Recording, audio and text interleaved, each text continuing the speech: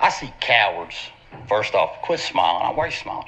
Okay. All I see, the one girl that went to the bathroom and went to the office to try to have something done about it, they said they couldn't do it because of Title IX, correct? Well, there is something you can do. You could create policy that goes out to the girls that says they can use the staff bathroom. One person on this board with a conversation told me that they can't turn away the girls from the staff bathroom. So why aren't you doing anything? My daughter, right here, sweetheart, tell these people, do you want a little boy to watch you pee? No. No. Why?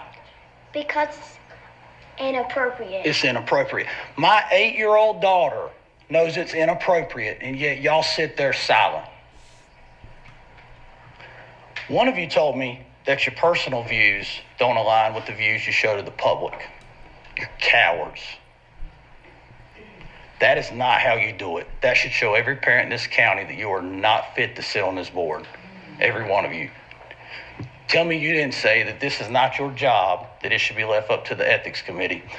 I've heard you say, it's not my job. When it came to the books being in these schools, it is your job to look over who's in charge of catching those books.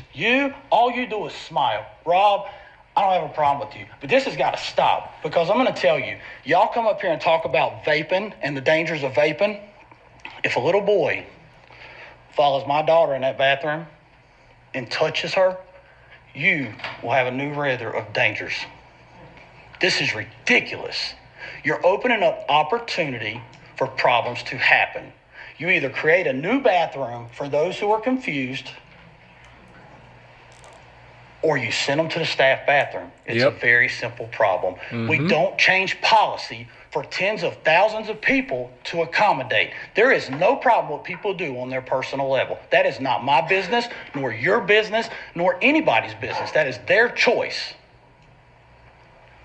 But I tell you what, I want to prove that you're all hypocrites, because each of you ladies, I want you to invite your husbands, and let's go to the bathroom, and I want them to watch me watch you use the bathroom, and let's see if they get mad. Let's prove to the public the hypocrites that sit on this board. White privilege is a phenomenon where white people benefit from being white. Got it. Okay. So, do you want to further explain it, or would you like me to respond? What would you prefer me to do? Okay, fine. How about this? What can I, as a white person, do that you, as a black person, can't do? I think the question is posed in a manner that does not highlight white privilege. White privilege is not. That's why I asked. So I want to go on your term, not my term, right? Right. I'm trying to explain. So white privilege is in the opportunities. So you and I, not you and I as Charlie, because obviously you have more opportunity than me because you have a platform. But any other regular person, white privilege is not in the opportunities because we have the same opportunities. White privilege is in the outcomes of the opportunities. Me and my white counterpart may have the same opportunity to get the same job. However, whites are hired at triple the rate, and blacks for the same position with equal and qualifying credentials. Is it easier for a white person or a black person to get into college? Can I respond? That's very subjective and arbitrary. I would tell you, for me, going to college was difficult just based on from what I came from in my background. Right. So the standards for a black person are lower than for a white person. Correct. That's affirmative action. So wouldn't that be like black privilege, not white privilege? No. Affirmative action was created because... not why it's created, but answer the question. Isn't it easier for a black individual to get in University of Florida than a white individual? We can't understand the context. How can I answer the question? We can talk the context. Just answer the question. Is it easier for a black person or a white person with test scores to get in the University of Florida? I'm not sure. Like I said, that's a subjective and arbitrary. What I wanted to say about affirmative action, it was created because, same thing with DEI, it was created because people of color who qualified to go in these universities were denied simply because of their skin tone, which is why they created affirmative action. It is disingenuous to not acknowledge. That's why we created the Civil Rights Act, not the affirmative action. So those are three different things, right? Civil Rights Act, affirmative action, DEI. Three different things. Civil Rights Act, we agree no one should be discriminated based on the color of their skin. Affirmative action is something different. Affirmative action is that we're going to lower the standards to get more of a skin color just because we think they're not represented enough. DEI is a further extension of that. Understood. So let me kind of ask the question again. So baked into the idea of white privilege is that inherently in our culture as society, somebody that has white skin color in this audience has extra privileges that you as a black individual do not have. Can you list what those are? Sure. When FDR employed the New Deal, to counteract the Great Depression. This came with resources that was allowed it to white people. Banks denied 99% of qualified black applicants while also accepting 99% of white applicants. But today in 2025. Okay, today in 2025, as I alluded to you, they've done studies in psychology where white-sounding names receive jobs or callbacks more than black-sounding names. They did the two names. It was a white young lady named Anna Scott, and it was a black young lady named Lakeisha Washington. They both put in 80 job applications. Lakeisha Washington received 9 callbacks and received 75 callbacks out of 80. That's a good point. I actually, that study is debated, but let's pretend it's true. Do you think it's racism or something else? I think that answer is multifaceted. Because let me make the best. Sorry to interrupt you. If we live under a status of DEI, and people are getting jobs that they're not qualified for, wouldn't then an applicant then assume maybe that an applicant might be there based on DEI, not on merit? It actually creates more racism where it doesn't exist. So DEI is not about going and grabbing some random person of color and saying you therefore qualified. DEI is about considering other qualified applicants. Well, let's take airline pilots. United Airlines wants 40% all of their airline pilots to be women or people of color. Why does that matter? Number one, because I want a qualified airline pilot, not a person of color airline pilot. Understood. So you agree. But number two, there's only so many airline pilots jobs. So when you say we want 40%, by definition, then you have to discriminate against a certain group to get another group to advance, right? Understood. Because there's not unlimited amounts of spots for airline pilots or air traffic control or surgeons or whatever position. So when you say that we want to have a quota, that then you have to say we're not going to prioritize a certain group. Let me tell you what I believe, and maybe you might actually agree with it, because I think you do. What we believe as conservatives is that skin color really doesn't matter that much. We care about character and merit. We want a country built on what you bring to the table, not how you look. The future of any nation is ultimately shaped and determined by its people, ladies and gentlemen, and most critically by its youth. By its youth. Young people are the next generation of leaders, innovators, parents, citizens, and the values they carry will determine the direction of their society. Yeah, that's why throughout history, the most effective way to weaken or to destroy any nation is always been to corrupt and to mislead young people. Yeah, the enemy knows it too well, ladies and gentlemen. He knows it too well. His number one strategy is to target the minds and the hearts of young people. He's not naive. No. Through distorted education, destructive entertainment, pop culture, woke packaging, all those things, moral confusion, and erosion of family and faith. Those are the tools of deception that he uses. Those are the tools of deception. If he can compromise the integrity, identity, and purpose of the next generation, he will collapse everything, ladies and gentlemen, everything in the nation. Exactly. And America started out with that based on merit, and theoretically it was supposed to work. In practice, it did not, which is why you have these different programs of affirmative action, DEI, and the Civil Rights Act, because they were not working. You cannot ignore that these policies were created to counteract racism. A counteract to racism is not racism in itself. Well, I reject the premise, and I will say this. If you do something racist on top of something racist, that doesn't make the second racist action good. Because if you discriminate against white people to say that we're fighting racism, then that's not a good idea. But instead, I think you can agree that when we build a society like college admissions or job applications, we should say no quotas and just merit. You agree? I agree. Then you're against DEI, because DEI says quotas. Yeah, let me finish. I agree to a certain extent. So when you mention about discriminating against whites, of course, I don't agree with that. Well, that is DEI, just so we're clear. Right, and I'm going to say it again. Cool, all right. DEI was created to offset racism. We left it up to majority of white America to include people of color or qualifying credentials. They would not. So my argument is that you're saying it's reverse racism. My argument is that it needed to be there to counteract racism. Sounds like we need to find a different solution for both parties. I have a great solution. Stop talking about race all the time. Yeah. Race doesn't mean anything. Because I look at you not as a black guy, but as a human being made in the image of God, and I want to know what you bring to the table. Are you good at the job? Are you better than your competitor? Because let me just pause for a second. I just want you to hear out what we believe. Is that when you talk about race all the time, you start to resegregate society based on tribes, and you lose this idea of e pluribus unum, all made in the image of God, out of many one. And yes, we have made many mistakes in our past, but we were getting closer as a country in my childhood as being not obsessed with race. We've become more race obsessed over the last 10 years, especially the last 5 years, which is why we're seeing the anti-DEI movement, which actually ends up hurting people of color more than previously. And I guess the biggest question, though, is that why should race matter at all? Shouldn't we just de-emphasize it? What I wanted to first respond to is the notion of stop talking about race. I don't agree with that notion for the simple fact that talking about things bring awareness. Awareness leads to actions. Actions produce change results. I just want to use your logic and flip it on you. Imagine if you had cancer and your doctor was like, let's just stop talking about it. It wouldn't, in the same context that racism wouldn't go away. Got it. Cancer wouldn't go away. Let's accept that premise. Do you think racism is a top 100 problem in America?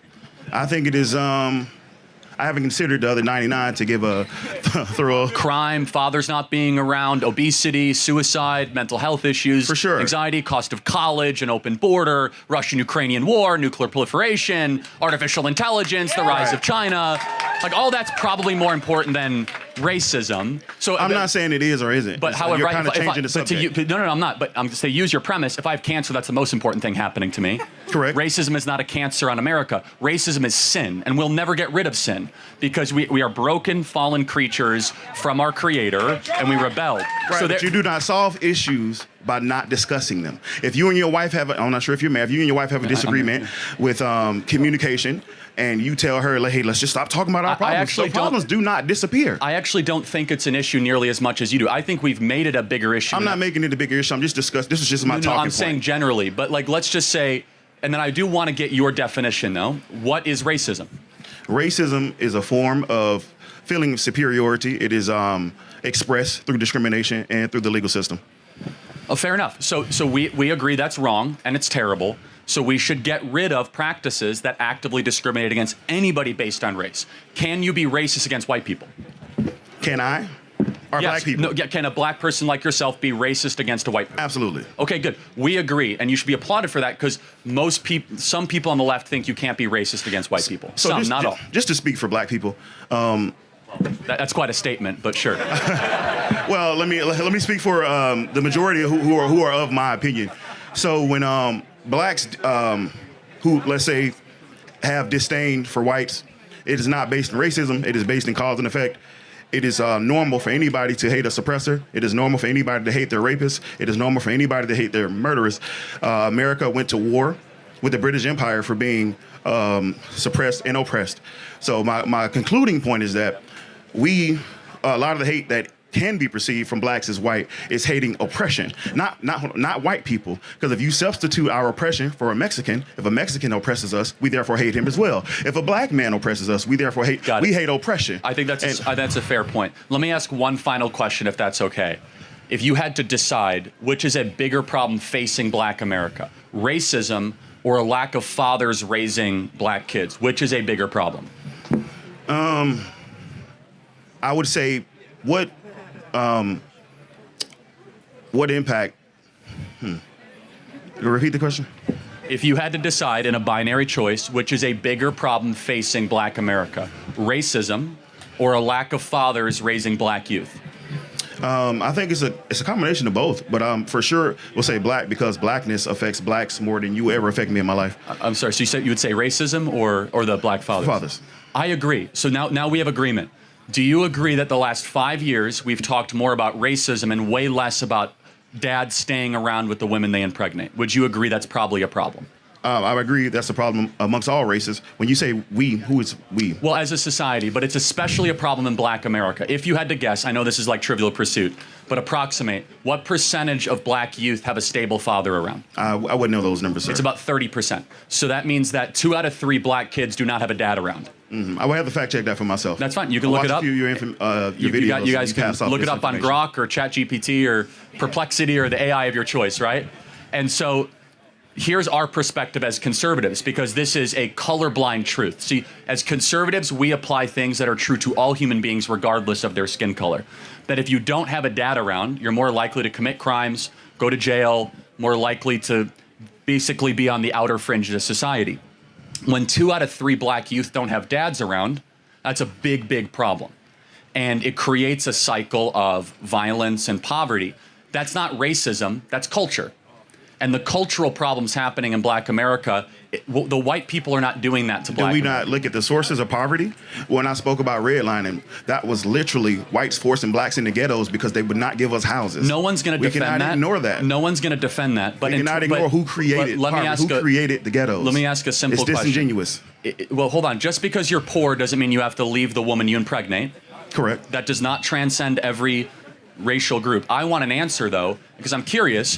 Why is it that so many black men leave the women that they impregnate, more so than any other group? Why is that? Is that the white person's fault? No.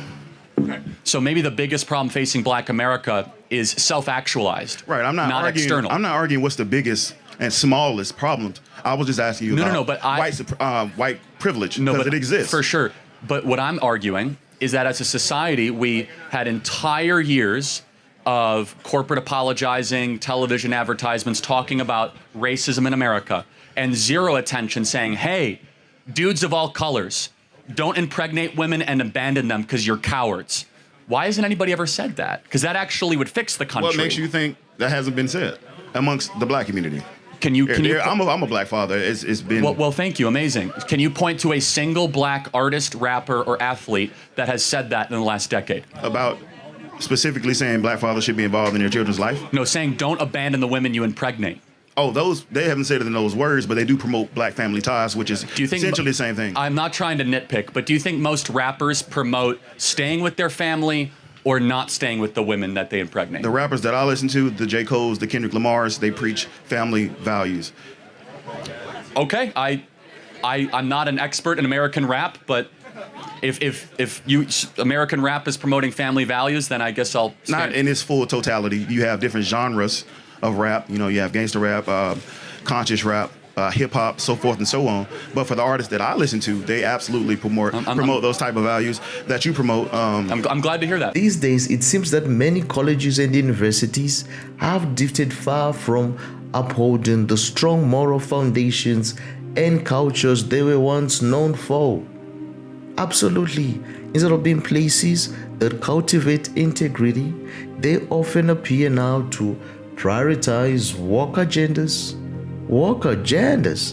over real good principles. Yeah. It's scary, ladies and gentlemen. It's sad. Because there is great wisdom to be found in seeking advice from many voices. Absolutely.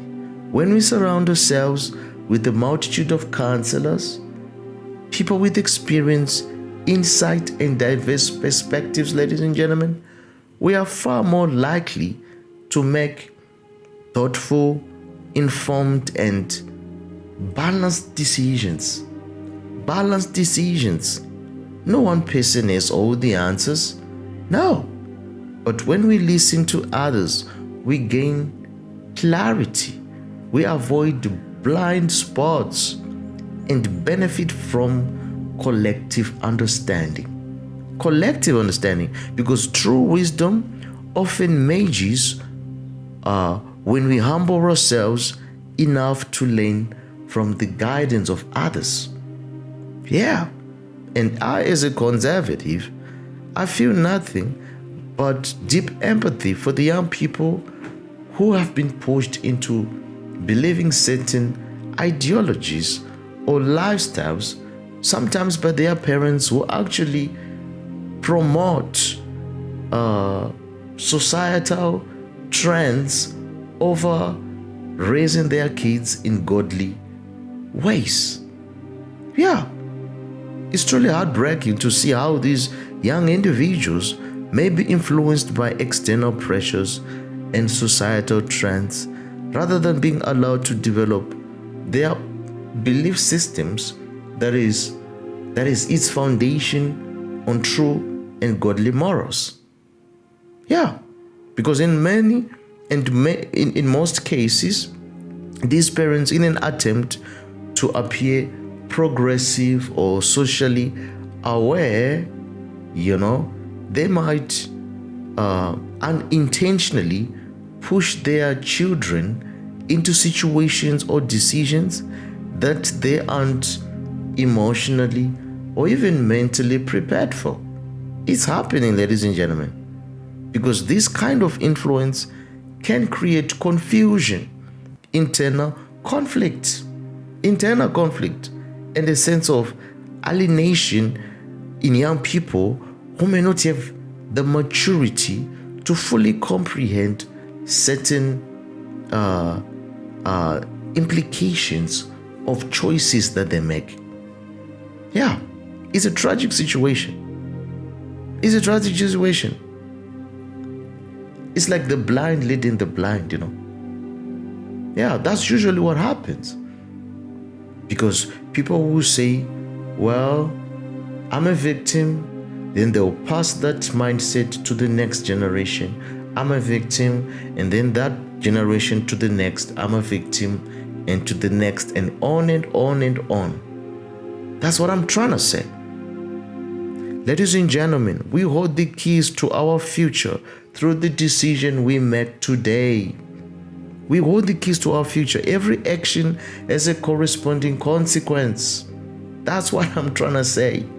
Yeah. If we learn to acknowledge that and make better choices that will align with our values, goals, and desires, the odds are pretty much we'll turn well in life. Yeah. Because the power of this lies in its simplicity, actually. Yeah. Understanding that actions and consequences are inseparable. You can't separate the two. You can't. By making thoughtful choices and decisions, we can truly create the life we truly desire. It's as simple as that. Yeah. Well, my deepest hope, is that these people, they will find true meaning, embark on a journey of discovery that will open up truth right before their eyes. Open up truth. I long for them to break free from all these strongholds of falsehood that have been holding them back for so long. Yeah, invisible gloves holding them back. Because if they want a life of meaning, truth, and purpose, it's found in God. Christ in you, the hope of glory. It's found in God. If they will come to accept the truth, it could mark the beginning of a radical transformation in their lives. And they will live a better future. Absolutely. Well, ladies and gentlemen, if you enjoyed this video, be sure to watch the next one, and also don't forget to share, to comment, and to like, and subscribe. I'll see you again next time. Bye bye for now.